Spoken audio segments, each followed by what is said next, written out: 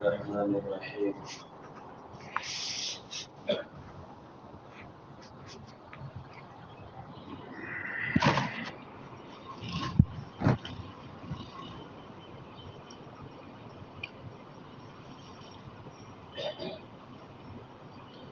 باب وجوب الصلاة في الثياب وقول الله عز وجل خذوا زينتكم عند كل مسجد ومن صلى ملتحفا في ثوب واحد۔ نماز ایک اہم اور افضل ترین عمل ہے۔ نماز پڑھنے کا مطلب یہ ہے کہ آدمی اللہ کی بارگاہ میں حاضر ہے۔ جب ایک آدمی نماز پڑھنے مسجد جاتا ہے تو ایسا ہے جیسے کوئی شاہی دربار میں جا رہا ہے۔ اذان دی گئی، یعنی بادشاہ کی طرف سے اعلان ہوا کہ میرا دربار کھلا ہے تمہارے لیے، جس کا جی چاہے آ جائے۔ خوش نصیب لوگوں نے بادشاہ کی پکار کو سنجیدگی سے لیا اور وہ اس کے دربار میں حاضر ہو رہے ہیں۔ یہ نمازیں 5 فرض ہیں۔ کیسے فرض ہوئیں اس کا ذکر گزشتہ مجالس میں جو واقعہ معراج ہے اس میں ہوا۔ اب نماز کی کچھ شرائط بھی ہیں، کچھ ارکان بھی ہیں، یعنی کچھ ایسی چیزیں ہیں جو نماز کے لیے ضروری ہیں، نماز کے اندر نہیں ہوتی لیکن نماز کے پہلے سے اس کو کرنا ضروری ہے۔ مثال کے طور پر آدمی پہلے وضو کرے گا، یہ شرط ہے نماز کے لیے، کپڑے پہنے گا، اس طرح کی اور چیزیں، پاکی حاصل کرے گا، پاک ہوگا۔ کچھ چیزیں رکن ہیں، نماز کے اندر کا جو ڈھانچہ ہے اس کا حصہ ہے۔ ہر چیز کا ایک ڈھانچہ، ایک مٹیریل اور ایک اس کی ظاہری شکل و صورت ہوتی ہے، تو نماز کا بھی یہی حال ہے۔ اللہ اکبر کہہ کر ہاتھ باندھے کافی دیر کھڑے ہوئے، اس میں کیا پڑھنا ہے، پھر رکوع میں، پھر سجدے میں، پھر اتحیات میں، یہ نماز کا ڈھانچہ ہے۔ تو احادیث میں جو باتیں آئی ہیں ان کا ذکر آئے گا مختصراً۔ یہ پہلا عنوان ہے کہ کپڑوں کے اندر نماز پڑھنا واجب ہے۔ اللہ تعالیٰ قرآن میں فرماتے ہیں یا بنی آدم، اے آدم کی اولاد، خذوا زینتکم عند کل مسجد، جب مسجد جاؤ، نماز پڑھنے لگو، نماز کا اہتمام کرو تو زینت کا اہتمام کرو۔ اس کا مطلب یہ ہے کہ جب نماز کے لیے آدمی جائے یا نماز کے لیے کھڑا ہونے لگے تو اس کا جسم کپڑے سے چھپا ہوا ہونا چاہیے، بدن ڈھکا ہوا ہونا چاہیے۔ بدن کا کچھ حصہ تو ایسا ہے جس کا ڈھکا ہوا ہونا ضروری ہے مردوں کے لیے، ناک سے گھٹنے تک، ورنہ نماز نہیں ہوگی۔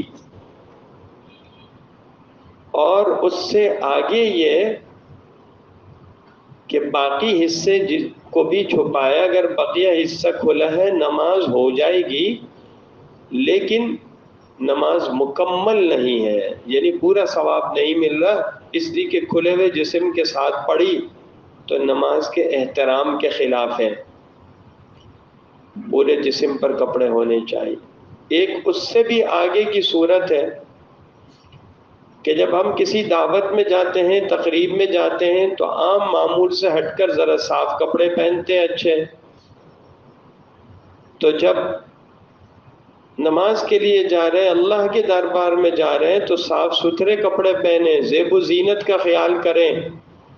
ایسا نہ ہو کہ میلے کچیلے کپڑے ہیں، اب اسی حالت میں مسجد میں جا رہا ہے، یہ مناسب نہیں۔ کم سے کم کپڑے خراب نہ ہوں، پاک ہوں اور صاف ستھرے ہوں۔ تو اس سے یہ بات معلوم ہوئی کہ نماز کے وقت میں کپڑے پہننا ضروری ہے۔ یاد رکھیں، جسم کا کپڑے سے ڈھکا ہونا ویسے بھی ضروری ہے۔ یا بنی آدم قد انزلنا علیکم لباسا یواری سوآتکم وریشا، اللہ فرماتے ہیں ہم نے تمہارے لیے لباس اتارا جو جسم کو چھپاتا ہے، اندر کے عورت کو چھپانے کے حصے، اور تمہارے لیے زینت بھی ہے۔ تو عام حالات میں بھی جسم ڈھکا ہوا ہونا چاہیے، خاص طور پر ناف سے گھٹنے تک۔ اگر یہ جسم کھلا ہے تو گناہ ہے، سخت گناہ ہے، اور عورت کا پورا جسم چھپا ہوا ہونا چاہیے۔ علماء نے لکھا کہ ایمان کے بعد سب سے پہلا فرض ہے جسم کو ڈھانپنا، جسم کو چھپا کر رکھنا۔ جنت میں حضرت آدم علیہ السلام جنت میں تھے، جسم چھپا ہوتا تھا۔ جب گندم کا دانہ کھایا، نکالے گئے، جنت سے بھیجے گئے دنیا کی طرف، تو لباس اٹھ گیا۔ طفقا یخصفان علیہما من ورق الجنہ، جنت کے پتے جوڑتے تھے اور جسم پر چپکاتے تھے تاکہ جسم چھپ جائے۔ تو نماز کے اندر جسم چھپانے کا زیادہ خیال کرنا چاہیے، صفائی ستھرائی اور زینت کا زیادہ خیال کرنا چاہیے۔ وَمَنْ صَلَّى مُلْتَحِفًا فِي ثَوْبٍ وَاحِدٍ، اگر ایک آدمی کے پاس ایک ہی کپڑا ہے تو اس میں بھی نماز ہو جائے گی، اس کپڑے کو لپیٹ لیا جائے۔ التحاف کا مطلب ہوتا ہے کپڑے کو جسم پر اس طرح لپیٹنا کہ پورا جسم اس پر ڈھک جائے، کندھے بھی اس میں چھپ جائے۔ اس کو عربی زبان میں اشتمال بھی کہتے ہیں۔ اگر کپڑا وسیع ہے، بڑا کپڑا ہے، تو اس کو لپیٹا جائے گا جسم پر، دونوں جو ہے کندھے چھپنے چاہیے۔ اور اگر کپڑا چھوٹا ہے تو کیا کریں گے؟ وَيُذْكَرُ عَنْ سَلَمَةَ بْنِ الْأَكْوَعِ رضی اللہ عنہ أن النبي صلی اللہ علیہ وسلم قال يَزُرُّهُ وَلَوْ بِشَوْكَةٍ وفي اسنادہ نظر۔ فرماتے ہیں کہ سلمہ بن اکوع رضی اللہ عنہ کی روایت ہے کہ حضور صلی اللہ علیہ وسلم نے ارشاد فرمایا کہ آدمی ایک کپڑا اگر پہنتا ہے تو وہ گریبان کو، قمیص کے چاک کو، یا کپڑے اور چادر کے حصے کو، سامنے کے حصے کو کسی کانٹے سے ہی کیوں نہ باندھنا چاہیے۔ حضرات صحابہ کرام رضی اللہ عنہم کی جو زندگی تھی وہ مجاہدے والی تھی، عام طور پر بہت سخت تھی، لباس کی، کھانے پینے کی وسعت نہیں تھی جیسے آج کل ہے۔ اس زمانے میں کئی لباسوں کا اور صبح شام کپڑے بدلنے کا تصور نہیں تھا جو آج معاشرے میں ہے۔ ایک ہی کپڑا ہے، وہی پہنے رہے، اسی کو چلا رہے ہیں، جب پھٹ گیا اس میں پیون لگا دیے، جب اس کے بعد بھی کام کا نہیں رہا تو پھر کسی کو دے کر دوسرا استعمال کر لیا۔ اس تناظر میں یہ حدیثیں ہیں کہ ایک آدمی کے پاس جب ایک ہی لباس ہے تو ظاہر ہے وہ اسی میں نماز پڑھے گا۔ عام حالات میں تو ایسا ہے، علماء نے کہا یوں نہ کرے، کم سے کم 2 کپڑے ہوں۔ اس کو کہتے ہیں ازار اور ردا۔ ازار نیچے کا تہبند ہوتا ہے اور ردا اوپر کی چادر جو اوڑھی جاتی ہے، جیسے احرام میں 2 چادریں ہوتی ہیں۔ اس زمانے میں عام طور پر جو 2 چادروں کا ایک سوٹ ہوتا تھا۔ ہمارے یہاں قمیض اور شلوار۔ اب صرف شلوار میں نماز پڑھ لی، نماز ہو جائے گی لیکن مکروہ ہوگی۔ یہ لمبی قمیض ہے جس میں جسم چھپ گیا، نماز پڑھ لی ہو جائے گی، لیکن شلوار نہیں پہنا، مناسب نہیں، مکروہ۔ اس وقت کی نوعیت اور ہے۔ ظاہر ہے ایسی صورتحال میں جب عام لباس ہی ہے، یہ ایک ہی لباس ہے، ایک ہی کپڑا ہے، اب کیا کرنا ہے؟ ٹھیک ہے، اس پر ہی گزارا کرو۔ اگر وہ کپڑا چوڑا ہے، وسیع ہے، تو اس کو لپیٹ لو اس طرح کہ دونوں کندھے چھپ جائیں۔ اور اگر اتنا وسیع نہیں ہے، اتنا کشادہ نہیں ہے، تو ایک ہی کپڑا ہے، اس کو باندھا اس طرح اور درمیان میں ٹانک لیا۔ بٹن نہیں ہے تو کسی چیز سے بند کر لیا، گریبان کو کسی بٹن سے یا کانٹے سے۔ ومن صلى في الثوب الذي يجامع فيه ما لم ير فيه اذن، جس کپڑے میں بیوی سے ملا اسی کپڑے میں نماز پڑھ لی اگر اس میں ناپاکی نہ ہو۔ ایک مرتبہ، یہ سنن ابو داؤد کی روایت ہے، حضرت معاویہ رضی اللہ تعالیٰ عنہ مشہور صحابی ہیں، انہوں نے اپنی ہمشیرہ حضرت ام حبیبہ ام المؤمنین رضی اللہ عنہا سے پوچھا تھا، اکان رسول اللہ صلی اللہ علیہ وسلم هل كان رسول اللہ صلی اللہ علیہ وسلم یصلی فی الثوب الذی یجامع فیہ، کیا آپ اسی کپڑے میں نماز پڑھ لیتے جس میں رات گزارتے اہلیہ کے ساتھ؟ قال نعم اذا لم یر فیہ اذن، اگر اس میں ناپاکی نہ ہوتی تو اسی کپڑے میں آپ نماز پڑھ۔ معلوم ہوا ایک کپڑا ہے، اگر وہ ناپاک نہیں ہے تو اس کو مختلف جگہ نماز میں، گھر کے کاموں میں، دوسری ضرورت میں استعمال کر سکتے ہیں، اگر ناپاک ہے تو دھو کر اس کو استعمال کرتے، اتنے حصے کو دھونا بھی کافی ہے۔ وَأَمَرَ النَّبِيُّ صلی اللہ علیہ وسلم أَلَّا يَطُوفَ بِالْبَيْتِ عُرْيَانٍ، حضور کریم صلی اللہ علیہ وسلم نے اس بات کا حکم دیا ہے کہ بیت اللہ کا کوئی آدمی برہنہ طواف نہ کرے۔ مقصد یہ ہے کہ ایک دوسری حدیث میں یہ بات آئی ہے کہ بیت اللہ کا طواف کرنا یہ نماز پڑھنے کی طرح ہے۔ نماز پڑھنے میں جس طرح آداب کا، شرائط کا خیال ہوتا ہے، جن چیزوں کا خیال کرنا ہے، طواف میں بھی ان باتوں کا خیال کرنا چاہیے۔ جب حضور کریم صلی اللہ علیہ وسلم نے طواف کے وقت میں کپڑے اترے ہوئے طواف کرنے سے منع کیا تو نماز کے اندر بھی یہ بات منع ہوگی۔ جب طواف میں یہ ضروری ہے کہ جسم پر کپڑے ہوں، جسم ڈھکا ہوا ہو، تو نماز کے اندر بھی یہ بات ضروری ہے۔ نماز طواف سے زیادہ اہم ہے۔ نماز کی وجہ سے طواف روکا جا سکتا ہے، طواف کی وجہ سے نماز نہیں روکی جائے گی۔ ایسا نہیں ہو سکتا کہ فرض نماز کھڑی ہو جائے، آدمی نماز طواف کرتا رہے، نہیں کہ نماز بعد میں پڑھوں گا، یا فرض نماز چھوڑ کر پہلے طواف کرے، نہیں۔ آپ فرض نماز کی وجہ سے طواف روک سکتے ہیں کہ ایک آدمی طواف کر رہا ہے، اقامت ہو گئی، طواف روک دے، نماز پڑھے، پھر جہاں طواف ختم ہوا تھا وہیں سے طواف شروع کرے، تو نماز پڑھنا ظاہر ہے طواف کرنے سے افضل ہے۔ جب طواف برہنہ نہیں کر سکتے، بغیر کپڑوں کے نہیں کر سکتے، تو نماز بھی بغیر کپڑوں کے نہیں پڑھ سکتے۔ اس لیے کپڑوں کا خیال کرنا ضروری ہے، اور یہ بات ذہن میں رکھنی چاہیے کہ کپڑے پہننے کا مطلب یہ ہے کہ شریعت نے جس طرح سطر ڈھانپنے کا حکم دیا اس طرح سطر ڈھانپو۔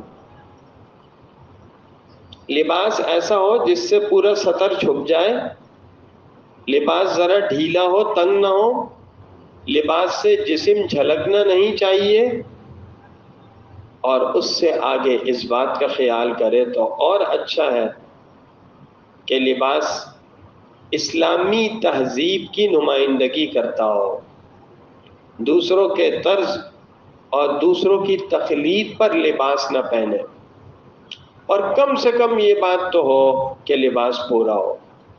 آج ہمارے یہاں اس کا خیال نہیں ہوتا، بسا اوقات خواتین میں خاص طور پر، نماز تو ہو رہی ہے لیکن کپڑے جھلک رہے ہیں، یا لباس چھوٹا ہے، تنگ ہے، سر کے بال پورے نہیں ڈھکے ہوئے، تو کیسے نماز ہوگی؟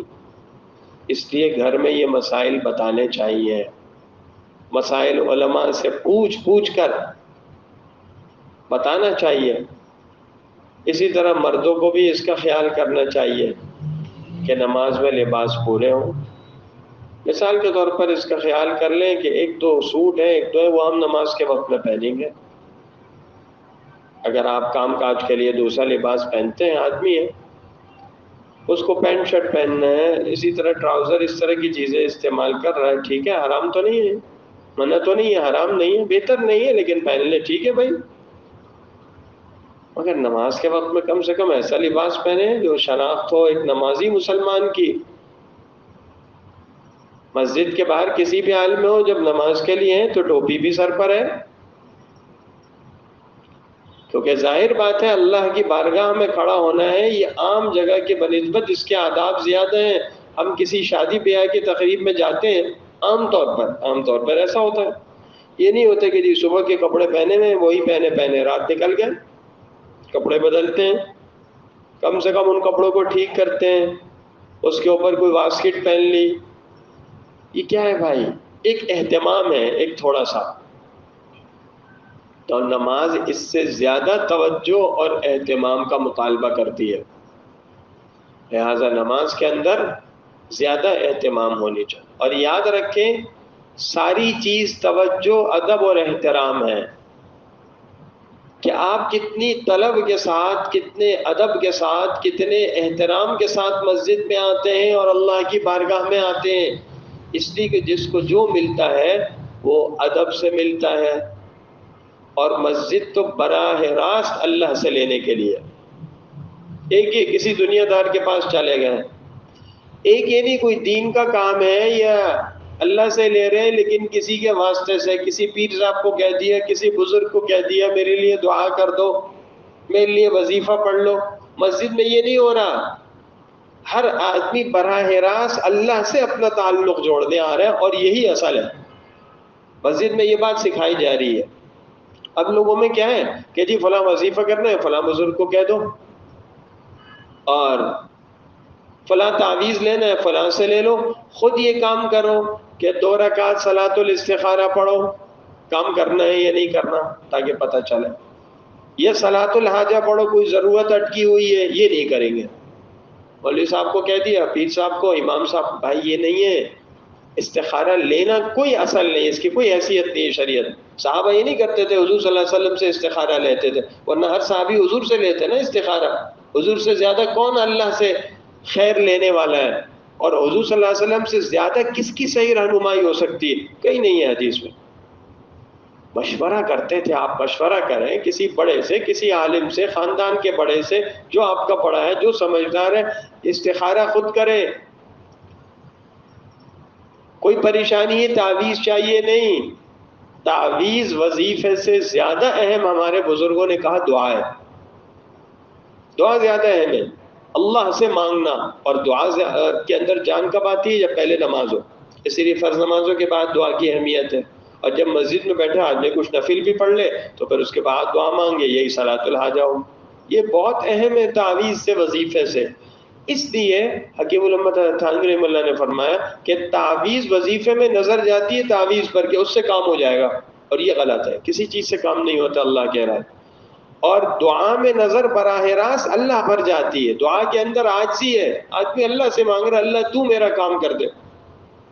اور تعویذ میں یہ کہ فلاں نے لکھ دیا، میں نے لکھ دیا، اب اس تعویذ سے کام ہوئی. کیا کام کرے گا تعویذ اللہ کے حکم کے بغیر؟ تو اس میں ایک اعتماد والی بات ہے، اور دعا میں اعتماد نہیں ہے. دعا کے اندر تو عاجزی ہے، اور اس کے اندر دعا کے اندر براہ راست اللہ سے تعلق ہے، اللہ سے مانگنا ہے. اور یہی اصل مطلوب ہے. جو 5 وقت میں مسجد میں بلایا جاتا ہے، مؤذن کہتا ہے، اس کا کیا مطلب ہے؟ حی علی الصلاۃ حی علی الفلاح کا. بھائی سارا دن مسجد بازار میں گزار رہے ہو، مارکیٹ میں گزار رہے ہو، کارخانے میں گزار رہے ہو، کمپنی میں، آفس میں گزار رہے ہو.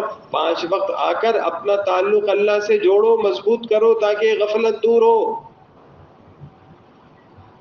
تو جتنا آدمی اس چیز کو اہمیت دے گا اور اللہ سے تعلق پیدا کرنے کی کوشش کرے گا، اس کو مسجد سے اتنا زیادہ فائدہ ہوگا. ورنہ 5 وقت مسجد میں آنا، مسجد میں جانا، یہ بھی طبیعت کا حصہ، یہ بھی رسم بن گیا. بھائی گھر میں وقت نہیں گزارتے، یہاں وقت گزار رہے ہیں. ایسا نہیں ہے. ہم 5 وقت آ رہے ہیں اللہ سے لینے کے لیے، اللہ سے تعلق جوڑنے کے لیے. پھر آپ کا تھوڑا وقت بھی قیمتی ہے. جب ہم اس جگہ آ گئے، اب ہم دنیا کی باتیں نہیں کریں گے، سنجیدہ ہوں گے. جیسے ایک آدمی پر شاہد ہم مسجد میں آ رہے ہیں، فضول گپیں ہو رہی ہیں، ہنسی مذاق، شور شرابہ، فلانا. بھائی یہ کیسے ہوگا؟ سنجیدگی، وقار، ادب. تو جتنا مسجد کو اس طریقے پر لیا جائے گا اور نماز کو اللہ سے تعلق جوڑنے کا ذریعہ سمجھ کر نماز پڑھی جائے گی، تو پھر اس کی برکتیں، اس کے فائدے آئیں گی. اور اس کی ایک نشانی لباس کا اہتمام.